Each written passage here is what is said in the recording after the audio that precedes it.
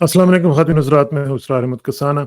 पाकिस्तान की तारीख़ के बदतरीन और धांधली ज़्यादा तरीन इंतख़ाबात के बाद अब एक लूली लंगड़ी हुकूमत बनाने की कोशिश की जा रही है और उसमें हम देख रहे हैं कि मुख्तलिफ़ लोगों की मीटिंग्स वग़ैरह शुरू हो चुकी हुई हैं और कुछ इतलात के मुताबिक इमरान खान साहब के साथ भी जेल में कुछ लोगों की मुलाकात मुबैना तौर पर हुई है। उसको ज़ाहिर है कि तयक्कुन से नहीं कहा जा सकता कि क्या सूरत हाल है।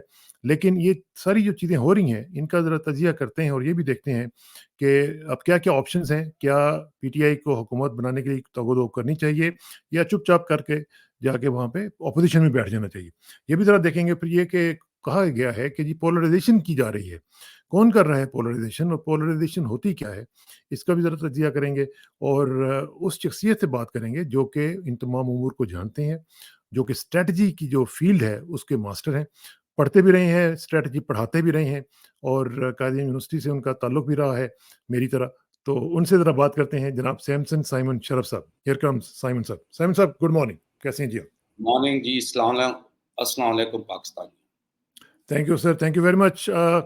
सबसे पहले before we delve into this whole thing, एक चीज़ मैं आपको दिखाता हूँ, जिसने आज मुझे मेरा बड़ा दिल ख़राब किया है। उस पे आप ज़रा, मैं चाहूँगा कि कमेंट ज़रूर करें। ये है जी वो तस्वीर।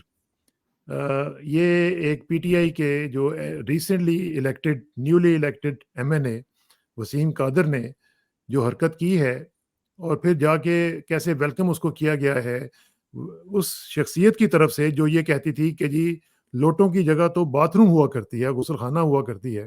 तो ये अब उन्होंने खुद ही अपने आप को गुसलखाना कह दिया है।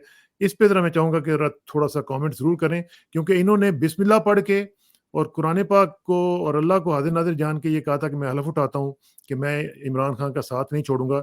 वो तो ख़ैर इनके ऊपर अज़ाब आएगा ही, लेकिन जो झूठ बोला इन्होंने उसके बारे में कुरान पाक ये कहता है कि लानतुल्लाहि अलल काज़िबीन, कि जितने भी झूठ बोलने वाले हैं, काज़िब जितने भी हैं, उनके ऊपर अल्लाह की लानत है।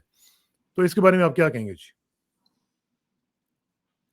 जी, पहली बात तो मैं ये कहूँ कि पाकिस्तान तहरीक-ए-इंसाफ में 2012 से लेके अब तक बहुत ज़्यादा लानती जो हैं वो मुसल्लत किए गए। काफ़ी ज़्यादा लानती तो फ़िल्टर आउट हो गए हैं हुँ, 2023 तक।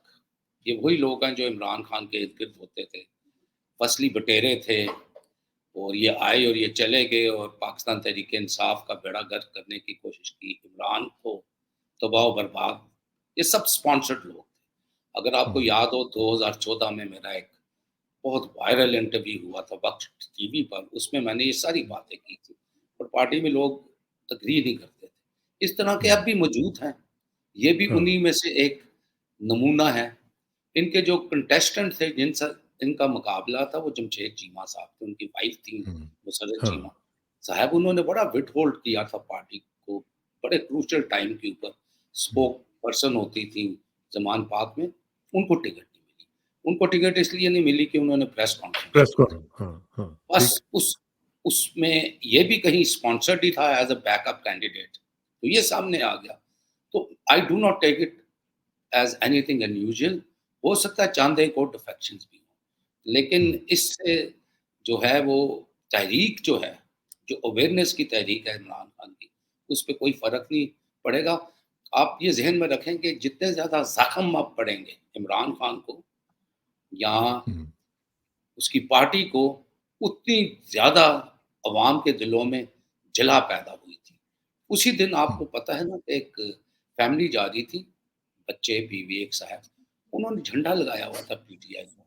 हाँ, हाँ, तो घसीट-घसीट के उसको गाड़ी से निकाल लिया, फैमिली को उधर अकेले छोड़ दिया गाड़ी के साथ, उधर कोई ड्राइवर भी नहीं था, उसको पकड़ के ले गए।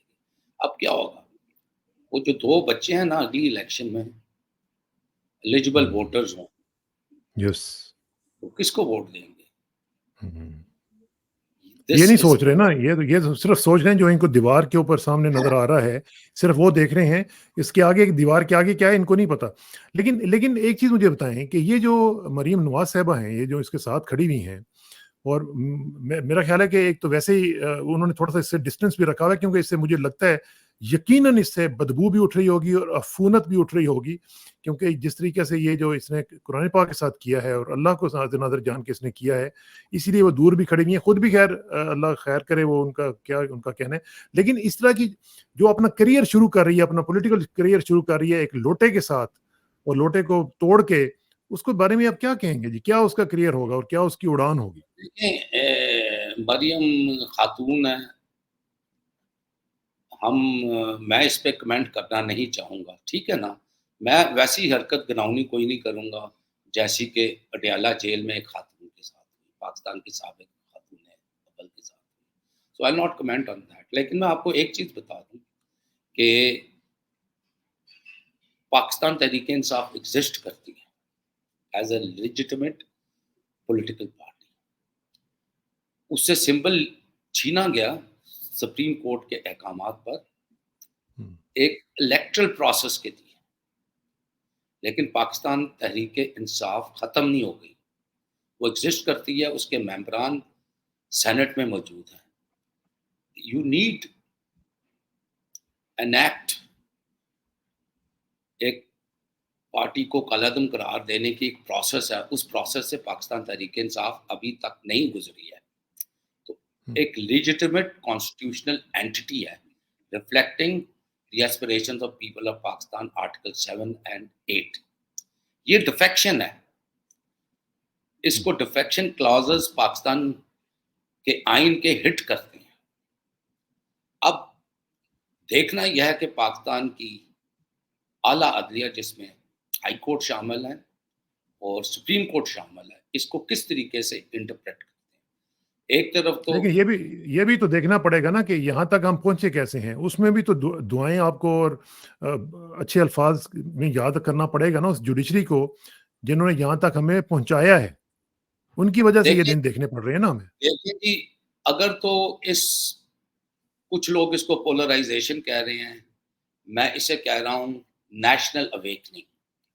मैं हुँ। इसे कह रहा हूँ कि पाकिस्तान बनने के बाद दूसरी दफ़ा पाकिस्तान के अवाम उठे हैं अपने बुनियादी हकूक हासिल करने के लिए, assertion of their fundamental rights. राफ़े आलम है, बहुत ज़बरदस्त वकील हैं, इंटेलेक्चुअल भी हैं। हुँ। उन्होंने एक बड़ा ज़बरदस्त आर्टिकल लिखा था, there has never been a movement for assertion of fundamental rights in Pakistan. This is it, ये है, ठीक? हुँ। तो इसी की ये कंटिन्यूएशन है।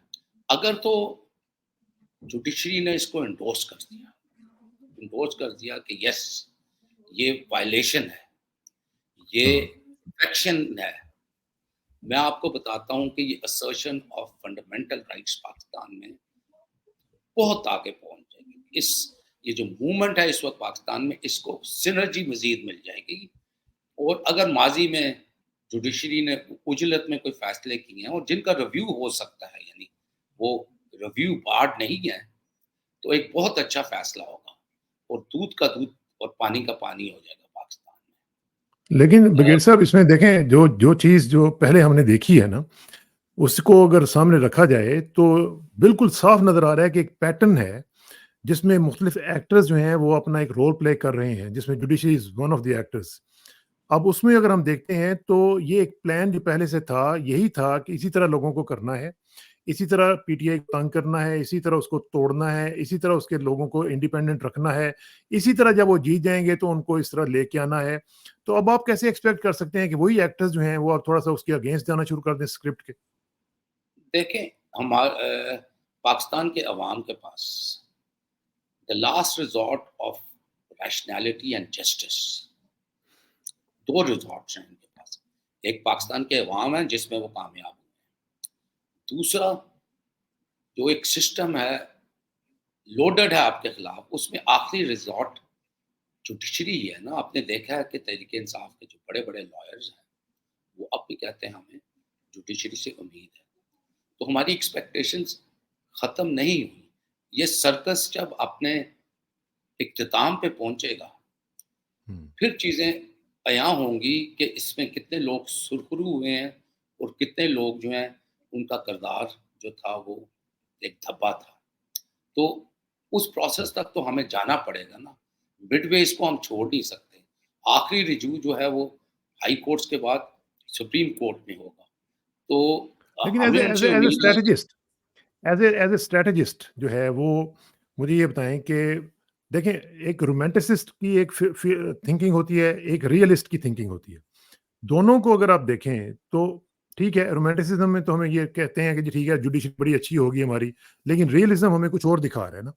तो इनको कैसे इकट्ठा किया जा सकता है, कैसे हम इसको लेके आगे बढ़ सकते हैं? पाकिस्तान पाकिस्तान का जो आइन है, उसके 3 हिस्से हैं। पहला हिस्सा जो है ना, वो रोमांटिसिज्म ही है, आइडियलिज्म ही है, हम्म। ठीक है? हम क्यों समझते हैं कि रोमांटिसिज्म एक मनफी पहलू है? जब एक सिपाही जंग में लड़ता है, अपनी जान की कुर्बानी देता है, वो उसकी बुनियाद जो है कुर्बानी की, उसके निडर होने की जो बुनियाद है, रोमांटिसिज्म है। हम्म। और मिलिट्री सोशियोलॉजी की ज़ुबान में उनको रोमांटिक सोल्जर्स कहा जाता है, रोमांटिक रेवोल्यूशनरीज़ कहा जाता है। उर्दू में हम उसे कहते हैं सरबकफ मुजाहिद। हम्म। Romanticism is not bad. नहीं, मैं बैड नहीं कह रियलिज़्म रहा हूँ। मैं सिर्फ ये कह रहा हूँ कि हमारा जो माजी है वो हमें कुछ और बता रहा है ना। अभी अभी रिसेंट पास्ट को ही देख लें कि हमने क्या किया। ये सारे जितने आपने बच्चे देखे हैं जिन्होंने वोट किया है, सारे रोमांटिसिज्म लेके आए हैं ना आगे। वो ये सोच रहे जी, हैं कि पाकिस्तान को कहीं लेके जाना है। वो एक उनकी एक रोमांटिसिज्म की एक परवाज है जो वो उड़ना चाहते हैं। लेकिन रियलिज्म जो है वो ये कह रहा है कि नहीं, हमने आपको मारना है, हमने आपको दबाना है, हमने आपको नो, नहीं आगे ये जाने देना। रियलिज़्म नहीं है, प्लीज़ डोंट कन्फ्यूज़ इट। हम्म। आप स्टडी करें सोशियोलॉजी में और पॉलिटिकल साइंस में, व्हाट इज़ रियलिज़्म? ये वो नहीं है, उससे ये जो है ये फ़ासिज़्म है। इसको उसके ये तो साथ उससे मिक्स अप। ये तो फिर बहुत ही खतरनाक चीज है। जी, बिल्कुल ऐसे ही है। मैं ज़रा-सा ना थोड़ा-सा I want to get back to the जहाँ से मैंने आर्गुमेंट शुरू की थी। बात की गई है पोलराइज़ेशन की और हीलिंग टचेस की। अ, आई मैं ये चाहूँगा आप मुझसे सवाल करेंगे कि ये पोलराइज़ेशन पाकिस्तान में है या अवेयरनेस है ये? ये नहीं, लेकिन बहुत बड़ी डिस्टिंक्शन है। पोलराइजेशन से पहले एक चीज जरा मुझे बताएं कि इस वक्त हम देख रहे हैं कि जो न्यूज़ चल रही है उसकी तरफ थोड़ा सा पहले आ जाए, फिर हम इसको जरा फिलोसॉफिकल लेवल पे लेके जाते हैं कि एक तो ये है कि कोलिशन बिल्डिंग की बातें शुरू हो गई हैं, उनकी मुलाकातें शुरू हो गई हैं। अब दूसरी तरफ हम देख रहे हैं कि इमरान खान साहब को भी शायद मुबैना तौर पर करने की कोशिश की जा रही है। मारियाना बाबर ने लिखा है कि मुलाकातें हुई हैं मुख्तलिफ ऑफिशियल्स की उनके साथ, और कुछ लोगों ने यह भी कहा है कि शायद जॉइंट चीफ जो है उनको जाके मिले हैं।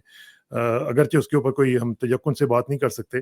तो इस तरह की जो खबरें आ रही हैं, आप समझती हैं कि ये पॉजिटिव चीज़ें हैं अगर कोई कॉन्टैक्ट किया जा रहा है इमरान खान से और कोई बात करने की कोशिश की जा रही है?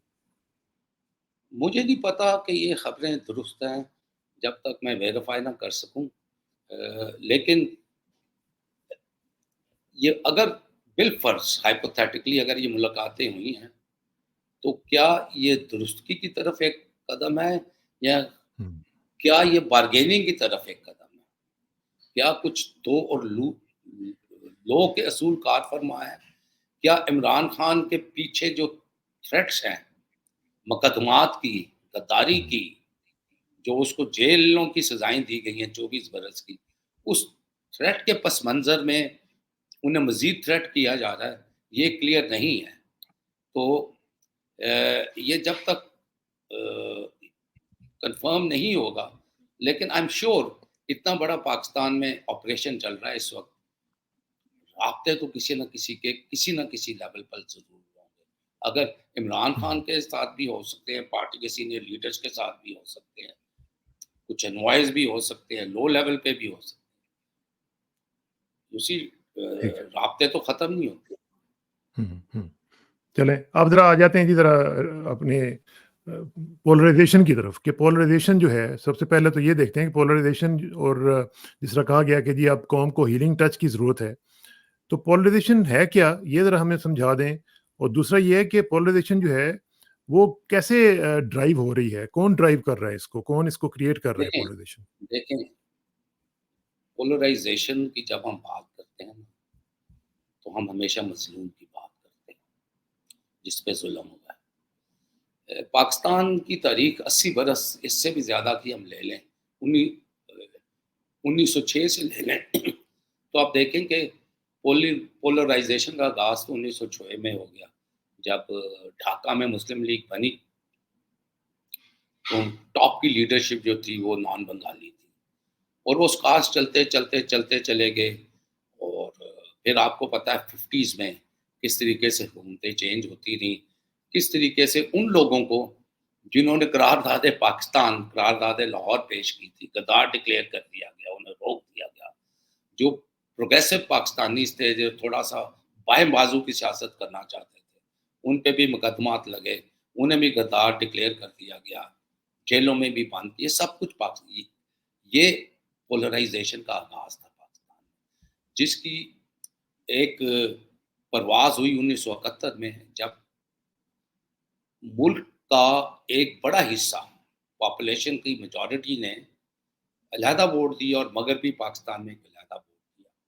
और चंद एक सीटें मैं आपको बता दूं, अवामी लीग ने वेस्ट पाकिस्तान से भी लड़ी थी, हाँ, हाँ। और उनके यहाँ पर भी कुछ अलाइज मौजूद थे, वो जीते नहीं थे। तो ये पहली मिसाल है जब ये पोलराइजेशन हुई। उसके बाद अब ये दूसरी दफा हुआ है जिसको कहा जा रही है पोलराइज। अब this is not polarisation, it is awakening of the people, it is synergising the masses of the country according to the constitution of Pakistan. यहाँ तो अब पाकिस्तान के आइन में से फंडामेंटल राइट्स जो पाकिस्तान के अवाम के हैं, उनको आप तलफ करते हैं और उसको रीडिफाइन कर दें कि वो अपने राइट्स एक्सर्ट नहीं कर सकते। एक पॉपुलर वोट के साथ अगर वो अपना राइट्स एक्सर्ट कर रहे हैं, फिर पाकिस्तान में हुकूमतों की म्यूजिकल चेयर्स हमेशा चली हैं। आप देख लें 1985 के बाद एक हुकूमत आई, 2 साल 2.5 साल रिमूव्ड, नून लीग की आई, आईजीआई की आई, हटा दिया गया, पीपल्स पार्टी की आई, हटा दिया गया, फिर पीएमएलएन की आई, हटा दिया गया, फिर मुशर्रफ साहब आए एक स्टेज के ऊपर, उनके खिलाफ भी रिजीम चेंज हुई। तो ये सारी रिजीम चेंजेस जो हैं, ये पाकिस्तान तहरीक-ए-इंसाफ या इमरान खान तो नहीं कर रहा था। अब आप ये देखें कि 2012 में जब पीपल्स पार्टी की हुकूमत आई और उसको 2 वज़ीर-ए-आज़म तब्दील करने पड़े। यूसुफ रज़ा गिलानी साहब पहले थे, दूसरे फिर अ, 2 वज़ीर-ए-आज़म चेंज करने पड़े। वो इमरान खान ने या पीटीआई ने तो नहीं किए थे। नवाज़ शरीफ साहब की हुकूमत आई उसके बाद, तो उसमें जो पनामा का केस था, वो कहाँ से आया? अकामा कौन लेके आया? एविडेंसेस किसने इकट्ठे किए? इमरान खान ने तो नहीं किए थे। उसने तो लोगों को अवेयरनेस दी कि ये एक इंटरनेशनल ऑर्गेनाइजेशन है जिसने पनामा का किया है, और उसमें और सुप्रीम कोर्ट ने उसको एंडोर्स किया, एक जेआईटी बनी। तो ये पोलराइजेशन भी पाकिस्तान तहरीक-ए-इंसाफ या इमरान खान ने तो नहीं की थी। तो मुझे नहीं समझ आई कि क्यों पाकिस्तान तहरीक-ए-इंसाफ को पोलराइजेशन के लिए उस पे इल्ज़ाम डाला जा रहा है। ये पोलराइजेशन नहीं है, ये एक अवाम में सिनर्जी है, अवेकनिंग। अवेकनिंग। अगर आप अवेकनिंग को पोलराइजेशन का नाम दे रहे हैं, तो फिर हमें ये हमारे लिए लम्हा फ़िक्र है कि पाकिस्तान को कौन कंट्रोल कर रहा है, और क्या जमहूरियत और पाकिस्तान का आइन कंट्रोल कर रहा है, या उसको हम कोई और नाम दें जो पाकिस्तान को कंट्रोल कर रहा है।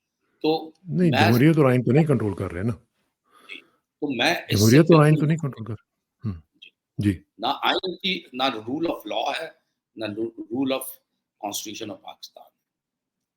तो ये कोई भी स्कॉलर दुनिया में कहीं भी हो, फॉरवर्ड टिम्बकटू में हो, जिसने सोशियोलॉजी पढ़ी है, पॉलिटिकल साइंस पढ़ी है, उसे आप सवाल कर लें कि क्या ये पोलराइजेशन है?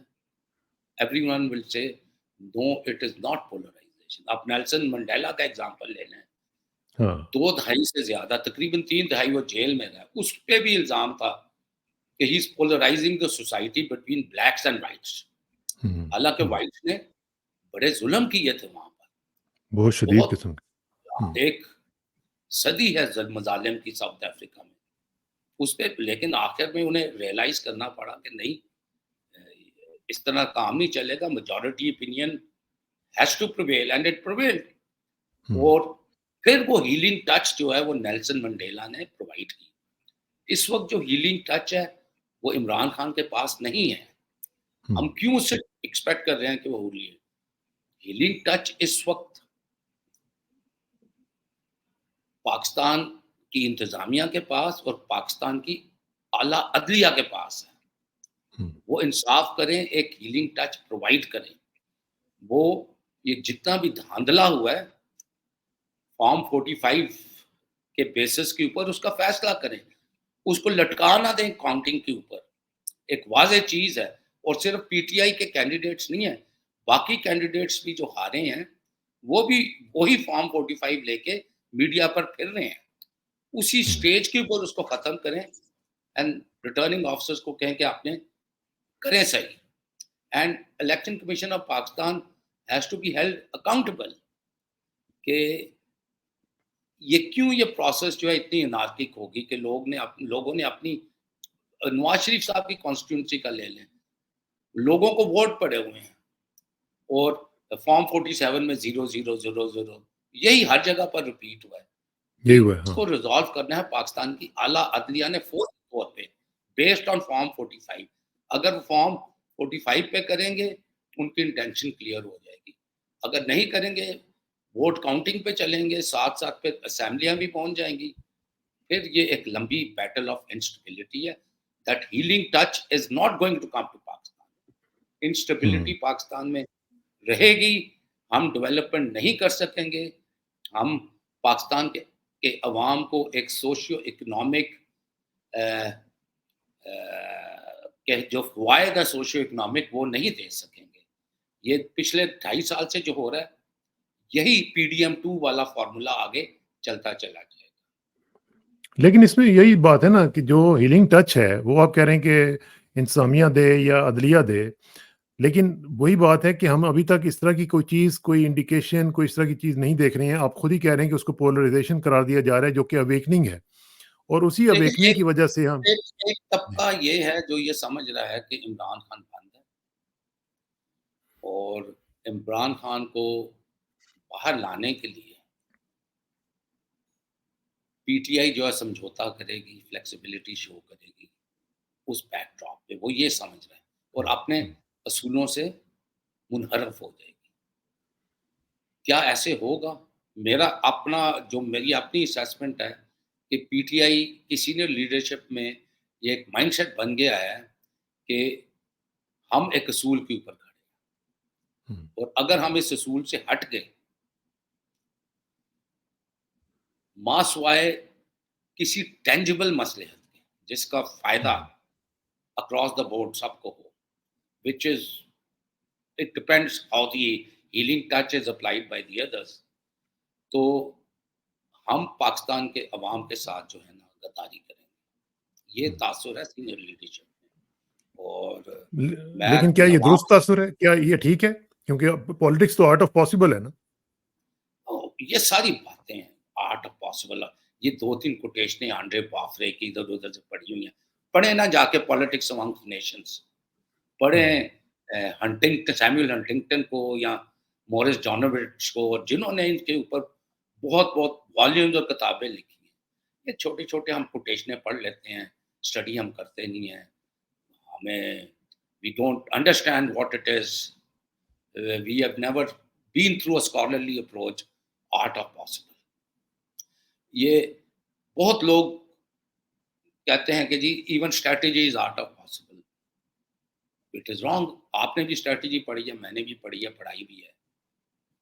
It is the art of achieving the impossible, that is victory. हुँ। तो फिर ये जो अभी हम देख रहे हैं, इसमें एक तो हम देख रहे हैं कि जो पीटीआई जो है, वो रिसीविंग एंड पे है, उसके ऊपर ज़ख्मों की उसके ऊपर बौछार आ चुकी हुई है। वो इतनी ज़ख्मशुदा है, इतने उसके ऊपर ज़ख्म लगा दिए गए हैं कि उसको अब जिस तरह आप कह रहे हैं कि हीलिंग टच, तो बेसिकली तो ये पीटीआई को इस वक़्त हीलिंग टच की ज़रूरत है from the powers that be. लेकिन अगर वो नहीं यस। देते हैं, तो फिर उसके बाद हम देखते हैं कि क्या हो सकता है जो मैं अभी आपको बता रहा था ना कि जो आपको रियलिज्म है उसमें हमें बेसिकली देखना ये है कि जो एक्सरसाइज ऑफ पावर है वो किसके पास है, वो कौन कर रहा है। और फिर जो ये जो रियलिज्म है ये हम दुनिया में देखते हैं कि it is characterized by competing power basis. हमारे हमारे जो पावर बेसिस हैं इस वक्त कौन से हैं? एक एस्टेब्लिशमेंट है, एक अदलिया है, ठीक है जी, एडमिनिस्ट्रेशन उनके साथ मिली हुई है। ये काश, तो बेचारे निहत्थे काश, कुछ भी नहीं कर पाते। काश, काश कायदे-आज़म यूनिवर्सिटी के अलावा पाकिस्तान के बाकी इदारों में भी डॉक्टर माइकल हार्वर्ड को पढ़ाया जाए।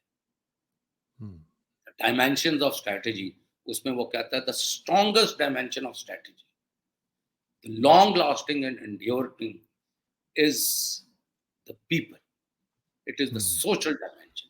पावर बेस आपका एब्सोल्युटली, लोगों में है, आपका पावर बेस एब्सोल्युटली तोप और तफांग में नहीं है। नहीं इसीलिए है, जब हम नहीं है। बच्चे होते थे स्कूलों में डिबेट करते थे, तो डिबेट के टॉपिक होते थे political power hmm, flows out of the barrel of a gun, it does not flow out of the barrel of. ये दो टॉपिक होते थे ना, इन पे बोला करते थे। हम्म, हम भी बोलते थे जब कॉलेज और स्कूल में थे, डिबेटिंग टीम्स में होते थे। Base of ultimate base of power is your people. अगर आप नेशनल पावर भी देखें तो हम्म, वो कहता है कि into the fleeting opportunities of national character and moral. National character और मोरल कहाँ से आता है?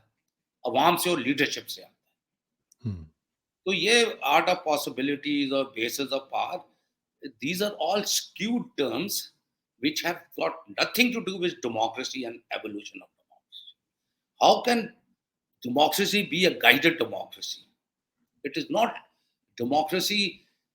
गाइडेड डेमोक्रेसी नहीं हो सकती। डेमोक्रेसी एवोल्यूशनरी होती है through synergisation, through the passions and aspirations of people. और आप देखेंगे कि इसके ऊपर जो आपने फॉरेन पॉलिसी भी पढ़ी होगी, what is the reflection of a foreign policy? It is the aspirations of the people. Pervez Iqbal Cheema साहब से पड़ी थी। हाँ, तो उसमें क्या है, यही है ना दिया हम्म, हुआ, हम्म, aspirations of the hmm. Reflection of the aspiration. लेकिन ये we've देखें got जो पोलराइजेशन किया। we've got our paradigm or the thesis, hypothesis of nation building, national development, national power, completely wrong। हाँ, तो ये ठीक करने की जरूरत है ना फिर। ये तो बहुत देयर ज्यादा इज समथिंग जरूरत रॉन्ग है, समवेयर। बिल्कुल यही तो बहुत मसला है। जरूरत है। और मेरा ये ये जो नया हमारी हमारी विजन जो हमारी जो यूनिवर्सिटीज हैं, हमारी ये जो यूनिवर्सिटीज हैं, एनडीयू हैं, दूसरी हैं, यहाँ पे इनको कहें ना कि ये कुछ जरा सही तरह करें, अपने अपने जो थीसिस हैं इनको ठीक करें। बिल्कुल, दिस इज अच्छा जी, एक चीज जरा मैं आपको दिखाना चाह रहा हूँ जो कल भी हमने बात की थी इसके ऊपर। एक एक ट्वीट है जो बंगाली जो एक हमारे दोस्त हैं उधर से, उनकी तरफ से आया है। ये बड़ा अजीब तरह का ट्वीट है। इस पे आपने भी मुझे पता है आपने इसका जवाब दिया है, लेकिन मैं चाहूंगा कि इसके ऊपर दोबारा बात की जाए। वो कहते हैं कि today you understand why Sheikh Mujibur Rahman couldn't form a government despite having 160 seats, and how Zulfikar Ali Bhutto became Pakistan's prime minister with only 81 seats. Now you understand the history behind the creation of Bangladesh from 7th December 1970 to 8th February 2024. Nothing has changed in Pakistan. Your comment. मेरे ख्याल में इसको मैंने शुरू ही में comment कर दिया था कि हमने एलियनेट किया था बंगालीज को। हमने सिर्फ बंगालीज को नहीं किया, बाकियों को भी एलियनेट किया। सबको की है भाई। आप ये देखें, हम कहते हैं कि जी ये इलाकाई पार्टियाँ, ये नेशनलिस्ट पार्टीज़ हैं, एएनपी ये है, फलाना ये है, ढिमका। जब वो इलेक्ट होके मेंबर्स आते हैं नेशनल पार्लियामेंट में और सेनेट में हो या, वो तो पाकिस्तान के आइन पे कसम लेते हैं, हल्फ लेते हैं। तो फिर हम उनकी वफादारी पे कैसे शक करें? कैसे शक कर सकते। वो एक डाइवर्सिटी माँगते हैं ना थोड़ी-सी। हम्म, हम उस डाइवर्सिटी माँगने को समझ जाते हैं कि ये नॉन पैट्रियोटिक है। हम्म, ये जो एक बीमारी है पाकिस्तान में, ये ख़त्म होने की ज़रूरत है। ये it's a very long history, इसके ऊपर हमें बहुत, और मैं आपको प्रूव कर सकता हूँ। हमने किस तरीके से पाकिस्तान के बहुत अच्छे-अच्छे सियासतदानों को साइडलाइन किया, गद्दारी का लेबल लगा के उन पे, और ये हम्म, सिलसिला चलता जा रहा है। क्योंकि इन्फॉर्म्ड किस्म की हमारी डिसीजन मेकिंग नहीं है किसी भी लेवल पे। इन्फॉर्म्ड के पीछे बहुत बड़ा इंटरेस्ट्स हैं, पैराडाइम होता वेस्टेड है, इंटरेस्ट। थ्योरी होती है, हाइपोथेसिस होता है, वो चीजें नहीं है। आर्ट ऑफ पॉसिबिलिटीज अगर आप कह रहे हैं तो it is entire process is rubbished. वो तो सारे का सारा ऊपर नीचे हो गया अब है, और लेकिन दूसरी मसला यही चीज है ना कि इनकी एक और ट्वीट पे मैंने उन्हें कहा था, जो बांग्लादेश की इलेक्शन है, मैंने आपसे एक प्रोग्राम में that is sustaining of a pro western pro Indian regime, it is not about change. लिहाजा दुनिया नहीं बोलेगी बांग्लादेश के ऊपर, नहीं बोलेगी, क्योंकि वहां पर उनकी मर्जी की रिजीम ऑलरेडी है। इस वक्त हाँ, डिप्लोमेटिक प्लेजेंट्रीज एक्सचेंज हो रही हैं, लॉलीपॉप्स आ रही हैं कि जी फेयर इलेक्शन चाहिए, स्टेट डिपार्टमेंट कहता है इन्वेस्टिगेट करने करें ये। This is all diplomacy, it all has all no all fake. हाँ, it it has has no no meaning impact on ground. हाँ, नाउ। ये सही बात है। और साथ ही साथ हम ये भी देख रहे हैं कि ये जो आपने बात कही है, इसमें देखें ना, मैं आपने कहा कि एलियनेट करते हैं हर एक को, सिवाय करप्ट और जितने भी 2 नंबर किस्म के लोग हैं, उनके अलावा हर एक को एलियनेट करते हैं। अभी चंद चंद साल पहले की बात है, हमें कहते थे कि हुसैन हक्कानी जो है ये पाकिस्तान का बड़ा दुश्मन है। आज हमने देखा कि हुसैन हक्कानी को जियो पे बिठाया हुआ है और उसका इंटरव्यू करवाया जा रहा है। अब वो मुहिब वतन बन जाएगा। इसी तरह 2-3 साल के बाद फिर वो कोई और आ जाएगा जो दुश्मन बन जाएगा, और कोई और इस वक्त जो दुश्मन है वो मुहिब वतन बन जाएगा। What is this nonsense? ये जो चीज है, ये इसको हमें सोचना चाहिए ना कि हम क्या रहे हैं इस मुल्क के साथ। एक मजाक बना के रख दिया हम। This is the art of opportunity. किस वक्त कौन सा मोहरा आपका आपके काम आ सकता है, किस वक्त आप उसको बैकग्राउंड में ले जा सकते हैं। पेरोल पे वो हमेशा रहते हैं, बाकी सारा जो है ना ड्रामा होता है। हाँ, तो आपको फिर पता है लोगों जब लोगों को तो सबक ना फिर दें। जी, चलें, ये दुख की बातें हैं। आपके साथ जब भी बात होती है तो एक अजीब सी रगें हमारी दुख जाती हैं। लेकिन ये है कि जो भी इस वक्त सूरत हाल है, ये कोई पाकिस्तान के लिए ठीक नहीं है। पाकिस्तान के 90% लोगों की एस्पिरेशंस के खिलाफ चलना, मेरा ख्याल है कि किसी भी तरह कोई अक्लमंदी का फैसला नहीं है। और जो लोग मैं भी ये कर रहे हैं, मैं आखिरी चीज कहना वो ठीक नहीं। चाहता हूँ, इस जी। क्राइसिस की सबसे बड़ी कैजुअलिटी कौन होगी? क्या इमरान खान होगा? क्या पाकिस्तान तहरीक इंसाफ होगी? अल्लाह ताला हमारी मसल्ह अफवाज को कैजुअलिटी ना बनाए, वो ताकतवर रहे, पाकिस्तान का दफा करे, ठीक है ना, और मुश्किल हालात में पाकिस्तान का दफा करे और फातेहा हो हर फील्ड में। लेकिन सियासत के ज़िम्रे में कैजुअलिटी कौन होगी? मेरा अपने ख्याल में the biggest casualty already is Mian Mohammad Nawaz Sharif. कैसे? वो अब प्राइम मिनिस्टर नहीं बन सकता। कैसे नहीं बन सकता? यास्मीन राशिद वाली सीट पे जीता हुआ है, हम्म। फॉर्म 45 पीडीएफ फॉर्म में, गूगल ड्राइव में, रियल फॉर्म में बिखरे हुए हैं हर जगह पर, इकट्ठे उन्होंने उनको कई और बना लिए हैं, 47 भी बना लिए हैं, 45 भी बना लिए हैं ब्रिगेडियर साहब। असली वाले। उनकी और हाँ, वो पार्टी के उन्होंने अब उन्होंने मानना ही नहीं है। उन्होंने कहना चार नहीं, ये तो असली है ही नहीं है। पार्टियों के पास वही फॉर्म 45 मौजूद है। सो एनी मैं टाइम आपको एक बात बताता हूँ मैं देखें, आपको एक बात बताता हूँ। यहाँ पर पाकिस्तान की उम्मीद है और पीपल आर नॉट कॉन्फिडेंस कि पाकिस्तान की आला अदलिया क्या फैसला देगी। वरना वो तो आया था वजीर आजम बनने, उसने तो एक्सेप्टेंस स्पीच भी दे दी थी जब बाहर उसको 68 सीट्स ही मिली थी। तो ही हैड डन इट ना, he was so confident that he is going to be fourth time prime minister of Pakistan, लेकिन वो ऐसे हो नहीं रहा। तो इस वक्त तक जो कैजुअलिटी हुई है, और इससे ये भी मिल रहा है कि जुडिशरी कंट्रोल में मुकम्मल नहीं है। तो इसलिए मैं कह रहा हूँ कि ये जो गैल्वनाइजिंग ऑफ नेशनल एस्पिरेशंस हैं, उसको अगर हीलिंग टच देगी इस वक्त, इट्स पाकिस्तान सुपीरियर जुडिशरी, आला अदलिया पाकिस्तान, अगर वो दे दे। हेडेड बाय मोहतरम काजी फायज ईसा साहब। बिल्कुल, बिल्कुल headed by him, he is the chief justice of पाक। अगर वो दे देगा तो फिर वही होगा जो हम हमेशा कहते हैं। वो हम तो जबरदस्त कहते हैं, लेकिन इन्होंने जो कर दिया है ना, बिगेस्ट जो कैजुअलिटी हुई है अभी तक, मेरा ख्याल है वो ये है कि जो लोगों की एस्पिरेशंस थी, जो लोगों का wide majority of the Pakistanis का जो कॉन्फिडेंस था, उनकी जो होप्स थी, वो इन्होंने बिल्कुल शैटर करके रख दी है। ये है बिगेस्ट कैजुअलिटी। नवाज शरीफ तो आएगा नहीं आएगा, जिस तरह भी होगा बेड़ागर्क कर दे। ऑल द मोर रीजन कि judiciary must give decisions according to the Constitution of Pakistan. People are most important in these decisions. The people of Pakistan. I wish हम तो ये चाहते हैं। देखें, एक चीज, एक क्रेडिट दें आप इमरान खान को कि despite all these problems, despite all these challenges, उसने अभी तक कोई वायलेंट या कोई इस तरह की चीज जो है वो नहीं की। वो अभी तक नॉन वायलेंस पे बिलीव करता है, अभी तक वो पॉलिटिक्स पे यकीन करता है, अभी तक वो हर चीज जुडिशरी पे लेके जाता है कि नहीं हमने उधर से लेके आना है फैसला, हमने उधर से लेके जाना है, यानी 20 केसेस वो लेके जाता है। लेकिन उसको मजबूर किया जा रहा है कि आपको इस सिस्टम में से कोई इंसाफ नहीं मिलेगा। That is the casualty. No, it is not the casualty. ये लड़ाई चलती रहेगी। वो कहते हैं ना, जब तक चंद लुटेरे मेरे वतन को घेरें, अपनी जंग रहेगी। सर अपनी जंग रहेगी, लेकिन एक चीज आपको भी पता है, मुझे भी पता है कि जब जंग रहेगी तो उसमें कैजुअलिटीज होती हैं, और अब वो फिर देखते हैं कि क्या होता है।